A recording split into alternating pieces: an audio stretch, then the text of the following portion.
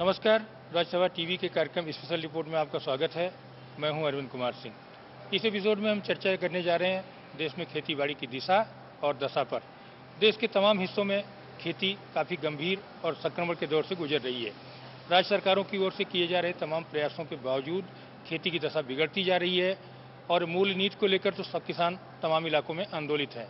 हाल में आम बजट में वित्त मंत्री अरुण जेटली ने कई ऐलान किए, किसानों को समर्थन देने की कोशिश की, लेकिन देखना यह है कि दोराहे फिर कड़ी खेतीबाड़ी को क्या सहारा मिल पाता है।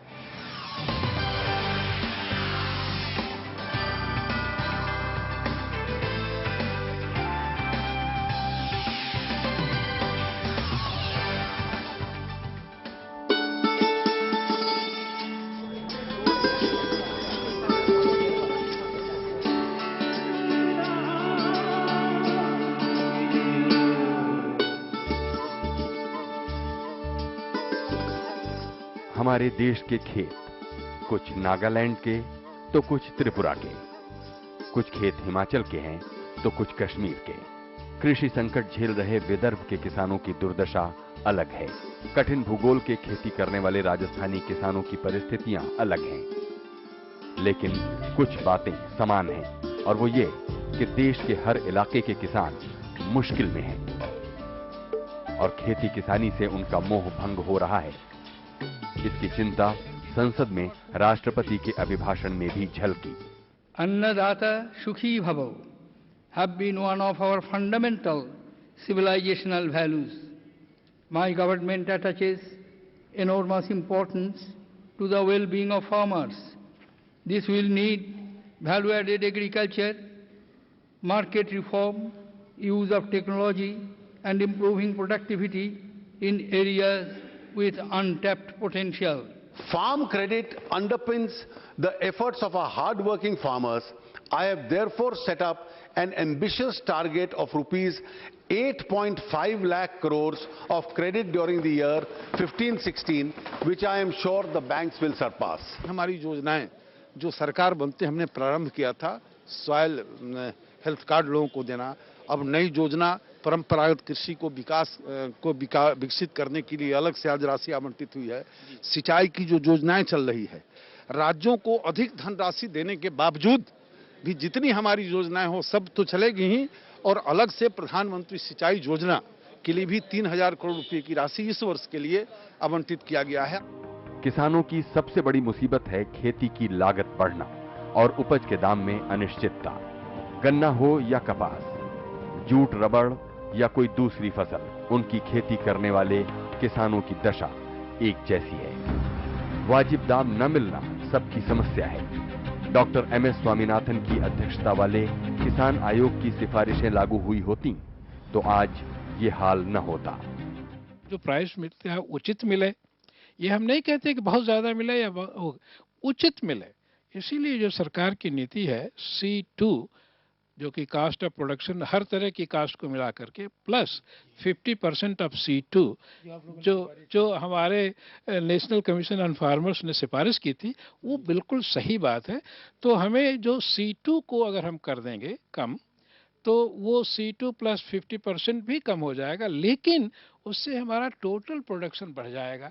तो किसान का टोटल प्रोडक्शन बढ़ गया, कम लागत से ज़्यादा पैदा किया, उसको सही दाम मिला, तो आखिर में किसान को फिर उसका भला मिल गया। संकट कई हैं। पहले से ही देश में अधिकतर किसानों की आमदनी राष्ट्रीय औसत से कम है। वो कम पैदा करें तो मुसीबत और अधिक पैदावार करें तो और भी मुसीबत। खेती पर निर्भर हमारी आबादी 52% से ज्यादा है। किसानों में 85% छोटे किसान हैं और उनकी जोतें और भी छोटी होती जा रही हैं। किसान को भी डीजल उसी भाव मिलेगा और मॉल वाले को भी डीजल उसी भाव मिलेगा और मर्सिडीज बेंज वाले को भी उसी भाव मिलेगा, तो ये तो कोई गांव को प्रोत्साहन देने वाली कोई बात है नहीं। ये काम इनको करना चाहिए। तो किसान का लागत मूल्य अगर कम आएगा तो किसान फिर अधिक नहीं मांगेगा। कृषि और सहकारिता के विशेषज्ञ मानते हैं कि लग्गी से पानी पिलाने से अब काम नहीं चलेगा, बल्कि खेती में बड़े सुधार और भारी निवेश की जरूरत है। मैसिव इन्वेस्टमेंट होना चाहिए एग्रीकल्चर में, और वो मैसिव इन्वेस्टमेंट हो जाना चाहिए सॉइल के मैनेजमेंट पे, जमीन के मैनेजमेंट पे। ना कि फर्टिलाइजर सब्सिडी पे। इसलिए मेरा कहना है कि इसको पॉलिटिकली सेवी बनाने के लिए, पॉलिटिकली एक्सेप्टेबल बनाने के लिए ये आवश्यक है कि इस फर्टिलाइजर की सब्सिडी सीधे किसान को दी जाए। खास तौर पर अर्थव्यवस्था के उदारीकरण के बाद से खेती को झटके लग रहे हैं। खेती के उभरते क्षेत्रों, बागवानी, फूलों की खेती, जैव कृषि और खाद्य प्रसंस्करण पर खास ध्यान नहीं दिया गया। केंद्र और राज्य सरकारें एक दूसरे पर इस अनदेखी की जिम्मेदारी डालती रहीं। देखिए, राज्य सरकार हो या केंद्र सरकार, दोनों की बराबर की जवाबदेही है। आज हमारे सनातन परंपरा में कृषि आधारित अर्थव्यवस्था को हम महत्व देते हैं। हमारी जो सरकार है वो पंडित दीनदयाल जी की विचारों पर चलने वाली सरकार है, और पंडित दीनदयाल ने जो सनातन परंपरा है उसका जो अर्थशास्त्र है वो कृषि आधारित है। उसमें कृषि एक पक्ष है, पहला कृषि, दूसरा पशुपालन और तीसरा वाणिज्य, चौथा सेवा क्षेत्र है। आज उल्टा क्रम हो गया है, वो पूरी दुनिया में चल रहा है उस तरह का कि पहले सेवा क्षेत्र, फिर वाणिज्य, और उसके बाद सबसे निकृष्ट जो है वो खेती का काम, आखिरी प्राथमिकता है। अच्छी बात यह है कि हमारी कुल भूमि का 52% खेती लायक है, जबकि दुनिया में ऐसा औसत 11% है। भारत में विश्व की सभी प्रमुख 15 जलवायु स्थितियां हैं, फिर भी नौजवान खेती से मुंह मोड़ रहे हैं। खेती जो है आज खुद ये चुनौती बन चुकी है। बच्चे खेती नहीं करना चाहते। आज जो नई पीढ़ी है खेती नहीं करना चाहती, बल्कि अपने बाप से कहते हैं, पिताजी, बापू जमीन बेचते, घाटे का सौदा है। और बाप अगर थोड़ा भी सियाना है, वो कहता, बेटा ये पुश्तैनी चली आ रही है, मेरे मरने के बाद बेचना। तो बच्चे फट पूछते हैं उससे, बता मरेगा कब, हमें खेती नहीं करना। ऐसे गंदे हालात हो गए हैं। बड़े लंबे समय से हमारी मांग रही है कि खेती अब बिल्कुल क्रॉस रोड पे आ चुकी है। हमारी खेती प्रॉब्ली जो इसमें मुनाफा वो अब तक सबसे निचले स्तर पे पहुंच चुका है, और वो लाजमी है कि नौजवान इससे निकलना चाहेंगे। उनको किसी किस्म का चार्म इसमें सेक्टर में नजर नहीं आ रहा। औद्योगिकरण के चलते खेती की जमीन सिकुड़ती जा रही है। इस बीच भूमि अधिग्रहण एक बड़ा मसला बनकर उभरा है। केंद्र ने 2013 के जमीन अधिग्रहण कानून को बदलने के लिए अध्यादेश जारी किया, तो किसानों में भारी नाराजगी देखने को मिली। खेती करना बहुत दूर की बात है, ये सिक्योरिटी नहीं है खेती की। बिल्कुल मेरी जमीन कब चले जाए मालूम नहीं, मैं आपत्ति नहीं लगा सकता, मेरी सहमति की जरूरत नहीं है। आज आप लगा लो किसी ऑफिस के अंदर बड़ा आलीशान ऑफिस बना हुआ है, उसे कल कहोगे भाई तुम जमीन एकदम खाली कर दो, कोई कर देगा खाली? पर मुझे नहीं समझ में आता कि किसानों के साथ ऐसा दुर्व्यवहार क्यों। मैं तो मानता हूं सौतेला व्यवहार हो रहा है किसानों के साथ। कहने को कृषि प्रधान देश है, पर जो व्यवहार किसानों के साथ हो रहा है, सौतेलों के साथ भी ऐसा व्यवहार नहीं होता। खेती में घटता निवेश पहले से ही बड़ी चिंता है। चौथी पंचवर्षीय योजना में खेती पर जीडीपी का 1.3% खर्च था, जो घटकर आज 1.2% हो गया है। बीते 1.5 दशक में संचार क्षेत्र में 4 लाख करोड़ का निवेश हुआ, जबकि खेती में महज 17,000 करोड़ रुपए का। आजादी के समय खेती को कुल बजट का 12.5% मिलता था, जो अब 3.7% रह गया है। हमें क्लीन स्वीप रिफॉर्म चाहिए खेती को बचाने के लिए। एक यही टर्म है कि जैसे इंडस्ट्री या सर्विस सेक्टर को प्रमोट करने के लिए 90 के दशक से अगर हम देखें या 2000 के बाद इंडस्ट्री और सर्विस सेक्टर के लिए जैसे राहत पैकेज दिए गए, जैसे उनको इंफ्रास्ट्रक्चर डेवलपमेंट के लिए सुविधाएं दी गई हैं। फिर भी भारत ने खेती में दुनिया में धाक जमाई है। कई कृषि पैदावार में ये पहले या दुनिया में दूसरे नंबर पर है। आज हम दुनिया का 15% फल और 11% सब्जी पैदा कर रहे हैं। हमारी खेती की प्रति एकड़ लागत तमाम देशों से कम है।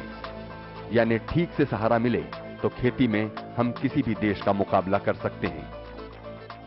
मुझे प्रसन्नता है कि भारत के किसान और कृषि वैज्ञानिकों के असर से हम गेहूं के, चावल के और शक्कर के आजकल दुनिया के सबसे बड़े निर्यात करने वाले मुल्क हो गए हैं, और भी कई क्षेत्रों में बढ़ोतरी जारी है। लेकिन सरकार का प्रोत्साहन ना के बराबर है। हरित क्रांति ने हमें खाद्य सुरक्षा तो दी, लेकिन एक नए किस्म का असंतुलन भी पैदा किया। सिर्फ पश्चिमी उत्तर प्रदेश, पंजाब और हरियाणा में देश का 70% गेहूं पैदा होता है। वजह यहां की बेहतरीन सिंचाई सुविधाएं हैं, जबकि कई राज्यों में ज्यादातर किसान मौसम की दया पर हैं। वहां भूजल नीचे जा रहा है और ट्यूबवेल फेल हो रहे हैं। जो हमारी पुरानी पद्धति थी उसको हम छोड़ते गए और हम समझते गए कि सब कुछ हमारा सारा जो दारमदार है, हमारी जो खेती है वो सारी फर्टिलाइजर पे डिपेंड करती है। हम जितना फर्टिलाइजर डालेंगे उतना हमारा अधिक उत्पादन होगा, उतनी हमारी आमदनी बढ़ेगी। पर ऐसा हुआ नहीं। कोल्ड स्टोरेज, पैकिंग और ग्रेडिंग जैसी बुनियादी सुविधाओं में भी हम पीछे हैं। हमें 611 लाख टन क्षमता के कोल्ड स्टोरेज चाहिए, जबकि इस वक्त सिर्फ 290 लाख टन क्षमता का ही इंतजाम है। नतीजतन 20 से 30% अनाज बर्बाद हो जाता है। प्रोसेसिंग अभी 10% इलाकों तक ही पहुंची है। कभी एक पेटी को 12-14 रुपए लगते हैं दिल्ली लाने तक, या जो डिफरेंट मंडीज हैं, अहमदाबाद है, बम्बई है, जालंधर है और कोई है, इन तक फार्मर्स को उतनी रसाई नहीं होती है। इसमें अगर गवर्नमेंट के इंटरवेंशंस होते या रेट्स हर रोज़ पता लगते, या जो कोल्ड स्टोरेज फैसिलिटीज़ हैं, अगर मार्केट में गलत आ जाए, ज़्यादा फ्रूट आ जाए दिल्ली की मंडी में, तो भाव गिर जाएगा। तो फार्मर को अगर इंडिविजुअल लेवल पे एक गांव में एक कोल्ड स्टोरेज फैसिलिटी होती या 4 गांवों में एक कोल्ड स्टोरेज फैसिलिटी होती, तो वो अपने फ्रूट को वहां रख देते, जब भी उनको अच्छा दाम मिलता तब वो बेच सकते थे।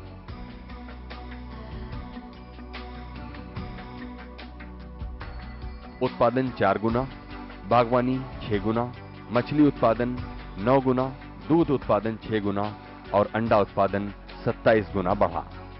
लेकिन हमारे सामने साल 2050 तक अपना खाद्य उत्पादन 50% से ज्यादा बढ़ाने की चुनौती है। जो कृषि का स्वास्थ्य है, उसकी उपजाऊता, उर्वरकता किस तरह से हम बढ़ाई जाए, और जो हमारा जुडिशियल यूज है, जो प्रबंधन है हमारा, खासतौर से पानी का, दूसरे नेचुरल रिसोर्सेज का, वो किस तरह से हम करें कि जिस तरह से कि हमारी उत्पादकता बनी नहीं रहे बल्कि बढ़ती रहे। तो ये खास चुनौतियाँ है जिससे कि हम इससे निपटना होगा कि किसानों को उसके उपज का जो भी रिम्यूनरेशन प्राइस है वो मिले, जिससे कि किसान इसकी तरफ को जुड़े। वरना ये हो रहा है कि किसान एक खेती की तरफ से विमुख होते जा रहे हैं। देश में बीज क्रांति के बाद भी 80% किसान अपने बचाए बीज से ही खेती करते हैं। प्रमुख फसलों में बीज बदलने की दर 10 से 12% ही है। गेहूं में तो ये 10% से भी कम है। सब्जी बीजों की खपत जरूर बढ़ी है, लेकिन वाजिब दाम पर असली बीज मिलना भी आसान नहीं है। 75% बीज कारोबार निजी कंपनियों के कब्जे में है। सही मायनों में एक सॉवरेन नेशन, एक सॉवरेन स्टेट के तौर पे अपनी बात अपने हितों को ध्यान में रख के कर सकते हैं। उसके लिए इन्वेस्टमेंट की ज़रूरत है। एग्रीकल्चर में इन्वेस्टमेंट को लोग, जो साइंटिस्ट हैं, जो मैं समझता हूँ इकोनॉमिक एक्सपर्ट्स बैठे हैं, वो सिर्फ इकोनॉमिक पैरामीटर्स के ऊपर देखते हैं। वो देखते हैं, उनको सिर्फ economic parameter in terms of agriculture contribution two nations GDP. किसानों के सामने सबसे अधिक चुनौतियों में एक है वाजिब मूल्य न मिलना और खेती की लगातार बढ़ती लागत। हालांकि सरकारें अपने अपने स्तर पर प्रयास कर रही हैं, लेकिन मंडियों की जो दशा है वो बेहद चिंताजनक है और इस पक्ष पर सरकार ने कुछ कोशिशें की हैं, लेकिन बहुत प्रयास करने की जरूरत है। फिलहाल लेते हैं छोटा सा ब्रेक और इसके बाद आपको दिखाएंगे स्पेशल रिपोर्ट। ब्रेक के बाद आपका स्वागत है। आप देख रहे हैं हमारा खास कार्यक्रम स्पेशल रिपोर्ट और मैं हूं अरविंद कुमार सिंह। हम चर्चा कर रहे हैं देश में खेतीबाड़ी की दशा और दिशा की। देश के कई राज्यों में खेती लगातार रसातल की ओर जा रही है और वहां किसान आत्महत्या कर रहे हैं। कई तरह के सवाल खड़े हैं और उसे लेकर राज्यों और केंद्र सबको बहुत ही अधिक प्रयास करने की जरूरत है। महाराष्ट्र में सरकार बदली, लेकिन कृषि संकट जारी है। 2014 में यहां 1022 किसानों ने आत्महत्या की। अब मुख्यमंत्री देवेंद्र फडणवीस ने केंद्र से 4500 करोड़ के पैकेज की मांग की है। एशिया की सबसे बड़ी बिगेस्ट मंडी यहाँ है, लेकिन कपड़ा मिले बॉम्बे में है। कैसे पॉसिबल है? लेबर यहाँ है, एशिया में सबसे ज़्यादा लेबर जो यवतमाल डिस्ट्रिक्ट में है। कपड़े के मिले अमरावती में खोलिए, रोजगार यहाँ दीजिए किसानों को, मजदूरों को। सरकार का दूजा भाव जो है सबसे बड़ा एक कारण है। अब किसानों को हरित क्रांति के दुष्प्रभाव भी झेलने पड़ रहे हैं। रासायनिक खादों और कीटनाशकों के अंधाधुंध इस्तेमाल का पानी, जमीन और पर्यावरण पर असर साफ दिखा है। अपने देश में 1951-52 में प्रति हेक्टेयर रासायनिक खाद की खपत 1 किलो प्रति हेक्टेयर थी, जो अब 145 किलोग्राम तक पहुंच गई है। यूरिया का इस्तेमाल जो आप कर रहे हो वो हमारे लिए बहुत खतरनाक है। और आप गोबर की खाद, हरी खाद, bio fertilizer, balance fertilization, urea का ज़्यादा इस्तेमाल मत करिए, सब मिला जुला करिए। ये जो आपकी ज़मीन है, इसको आप ये सोचिए कि ये ज़मीन तो हम लोग बोलते हैं ना, हमारी माँ है, भारत माता है, उसी से पैदा होता है। यदि उसमें पैदावार नहीं होगी तो हम लोग क्या खाएंगे? तो उसकी तरफ हमारा ध्यान हट गया। खेतों को पानी चाहिए, कुछ फसलों को इसकी ज्यादा ही जरूरत होती है। किसानों ने भूजल का भरपूर उपयोग किया, लेकिन अब ये स्रोत भी दुर्लभ हो रहा है। तो इसमें दोनों तरह की आपको दीर्घकालिक भी और तात्कालिक भी। तात्कालिक में अभी जो सिंचाई के साधन है, जो सतही जल है, उसका प्रबंधन वो बहुत हम लोगों के लिए बहुत जरूरी है। ऊपर से पानी पड़ता, नीचे बह के चला जाता, उसको हम रोक नहीं पाते। तो अपने छोटे तालाब, चेक डैम ये बना के, और इनसे क्या होता है कि चेक डैम और तालाब जैसे बनाएंगे तो नीचे से सोते भी फूटने लगते हैं। तो जहाँ ऊंची नीची जमीन है वहां से पानी चल निकलता है। खेती अलाभकारी है तो लोग इससे किनारा कर रहे हैं। इसलिए किसान संगठनों की मांग है किसानों की आमदनी सुनिश्चित करने के उपाय हों। इसके लिए किसान आमदनी आयोग बने, फिर राष्ट्रीय किसान आय गारंटी अधिनियम लाया जाए।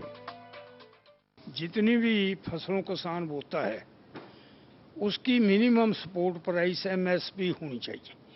सिर्फ 26 क्रॉप्स की MSP है, तो उसका कास्ट ऑफ प्रोडक्शन जो है, जितना खर्चा एक क्वांटल पे आता है पैदा करने से, वो निकाला जाए। उससे जो स्वामीनाथन की रिपोर्ट है 50% ऐड करके किसान को दिया जाए। कृषि मंडियों की दुर्दशा एक और बड़ी समस्या है। 435 वर्ग किलोमीटर के दायरे में एक कृषि बाजार मौजूद है। पंजाब और हरियाणा को छोड़ बाकी जगह इनकी हालत खराब है। रूरल इंफ्रास्ट्रक्चर को बढ़ावा देना इस सरकार की जो पहली प्राथमिकता है। मार्केटिंग इंफ्रास्ट्रक्चर को बढ़ाना, ये निश्चित रूप से गांव और किसान को मजबूत बनाने वाला है और इसके परिणाम धीरे धीरे निश्चित रूप से प्रकट होंगे। श्रम लागत, बीज, उर्वरक, कीटनाशक, रसायन, पेट्रोल और डीजल, कृषि मशीनरी और उपकरण सबका इस्तेमाल बढ़ा है। Tractor, power tiller, combine harvester और अन्य यंत्रों का उपयोग भी बढ़ता जा रहा है। 2004-05 में कुल 2,47,000 ट्रैक्टर बिके थे। 2013-14 में 6,96,000 ट्रैक्टरों की बिक्री हुई। लेकिन इन वजहों से खेती की लागत भी बढ़ी है। ऐसी तकनीक अपनाई जाए जिनमें उन्हीं किसान के भाइयों के उसी जनपद के करीब से कि उनको समुचित खेती की जाए, उनको प्रबंधन ऐसा किया जाए कि मिला जुला कर, मिसाल के तौर पे 1 एकड़ जमीन में उसको 5,000 का मान लीजिए 3 महीने में एक फायदा होता था, तो हम ऐसा उसमें कुछ फसल चक्र बना दें कि उसको 2,500, 3,000, 4,000 पर एकड़ फायदा हो। जमीनी हकीकत किसानों की हालत का खुद बयान कर देती है। किसान परिवारों की औसत मासिक आमदनी आज महज 6,426 रुपए है। इसमें गुजारा कैसे संभव है? 52% किसान परिवार कर्ज से दबे हैं। सफेद सोना यानी कपास पैदा करने वाले आंध्र प्रदेश में तो किसान कर्जदारी 92.9% हो गई है। नतीजतन मांग उठी है कि कारगर हस्तक्षेप कर कृषि क्षेत्र को संभाला जाए। मसलन खेती को सहारे की दरकार, फसलों के MSP यानी न्यूनतम समर्थन मूल्य में महंगाई के अनुपात में बढ़ोतरी हो। इसे तय करते वक्त फसल की लागत और मुनाफे दोनों का ध्यान रखा जाए। कृषि अनुसंधान तंत्र और मजबूत हो, पंचायत स्तर पर बुनियादी सुविधाओं की पहुंच हो और बीज, प्रोसेसिंग और मिट्टी परीक्षण केंद्र गांव-गांव तक हों। छोटे किसानों की दिक्कतें बेशुमार हैं। वो मजदूर रखने की हालत में नहीं होते, जबकि पशुबल घट रहा है। व्यावसायिक बैंक बैलों के लिए कर्ज नहीं देते। मजबूरन छोटे किसान भी महंगी मशीनों की तरफ मुड़ रहे हैं। ये जनधन योजना को तो मैं भागीरथ प्रयास बोल रहा हूँ। ये हुआ है, इसके माध्यम से हम सीधे सारी सब्सिडीज टारगेट को देना शुरू कर दें सीधे, तो मैं समझता हूँ अपने देश की एक तकदीर, बहुत बड़ी तकदीर बदलेगी और इसमें फिर से सहकारिता उभर के आएगी और उसको राजनीति से हटा दें और उसको मेंबर बेस कर दें तो अपने देश की तकदीर बदल सकती है। किसान संगठन चाहते हैं कि खाद्य जिन्सों के आयात पर प्रतिबंध लगे। खाद और बीज जैसी दूसरी सब्सिडी सीधे किसानों के खाते में भेजी जाए। साथ ही रेलवे की तरह कृषि के लिए अलग बजट बने। 60 साल से अधिक उम्र के किसानों को पेंशन मिले और किसानों के बच्चों को नौकरी में 10% आरक्षण दिया जाए। उनकी मांग यह भी है कि खेत को इकाई मानकर कृषि बीमा का इंतजाम हो। तो मिडिलमैन खा रहा है, मिडिलमैन कमा रहा है। इसलिए सरकार को चाहिए कि प्रोविजंस ऐसे करें कि डायरेक्ट एफसीआई के थ्रू, स्टेट गवर्नमेंट एग्रो के थ्रू, पीसीएफ के थ्रू, मार्केटिंग के थ्रू किसानों से डायरेक्टली ले और उस रेट पे ले जो कम से कम सरकारी रेट तो है। जब आपने चावल आपने सरकारी रेट पे इनकी खरीद को मानते हुए इनसे खरीदना है, आप जो रेट दे रहे हो उनको राशन के लिए, ये मानते हो कि मिनिमम सपोर्ट प्राइस के ऊपर आपने चावल का रेट दिया है, तो उस रेट पे तो लें कम से कम।